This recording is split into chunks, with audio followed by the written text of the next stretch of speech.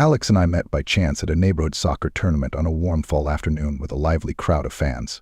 The air smelled of freshly cut grass and the faint aroma of hot dogs from a nearby vendor, providing the perfect backdrop for an unexpected friendship.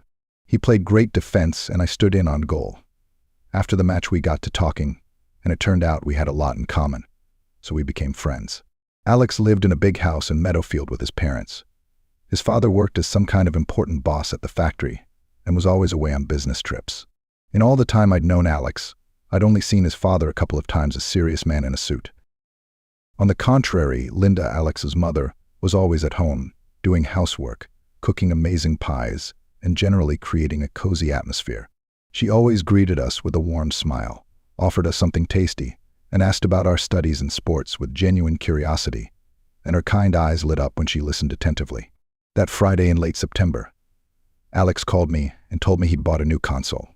"Let's play FIFA," he suggested. I was free and the weather was cold and rainy, so an hour later I was at their house. Alex was the only one home. Linda had gone to a friend's cottage for the weekend, and his father was away on a business trip, as usual. We set up in the living room, turned on the big TV, got chips and Coke, and played soccer for 3 hours. Then we got bored.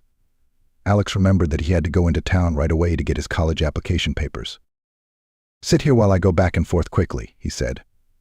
I decided to wait, especially since we planned to meet the guys for kebabs in the evening, and it was a short walk from Alex's house to the meeting place. I was sitting alone, watching TV, when I heard the key turn in the lock. I thought Alex had forgotten something, but it was Linda.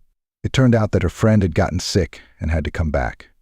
She was surprised to see me, of course, but not very much. I was a frequent visitor. She went to the kitchen to make tea and invited me to sit and talk with her. She made some special herbal tea and brought out some homemade cookies. She began to tell me about her youth, how she went to college with dreams of becoming a teacher, how she worked part-time to make ends meet, and how she met Alex's father in the campus library when he helped her find a book for her thesis. Her eyes glistened as she remembered those carefree days filled with laughter, late-night study sessions, and the excitement of young love.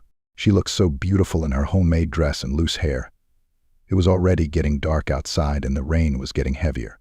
Linda got up to close the curtains. I was just getting up to put my cup on the table, and then we bumped into each other. She staggered, and I reached out my hand to support her. Somehow I didn't remove my hand, and she didn't pull away. We stood close together. I could smell her perfume, and my heart was pounding like crazy. She looked at me in a way that made me forget about everything about her being my friend's mom, about her being married, about the fact that Alex could come back at any moment. Later, we were sitting on the couch in the living room, her stroking my hair and humming something softly. Suddenly, the key turned in the lock. We jumped up as if we'd been electrocuted. Alex came in, luckily not noticing anything, absorbed in telling us about his adventures in the city. Linda, as if nothing had happened, was in the kitchen preparing dinner. I sat there on pins and needles, afraid to even look in our direction. It never happened again.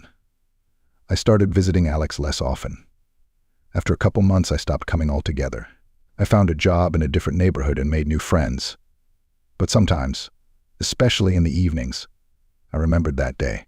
That fall story is forever etched in my memory, not only as a fleeting moment of forbidden enchantment, but also as a poignant reminder of the complexity of human connections and the bittersweet nature of desires that can never be fulfilled.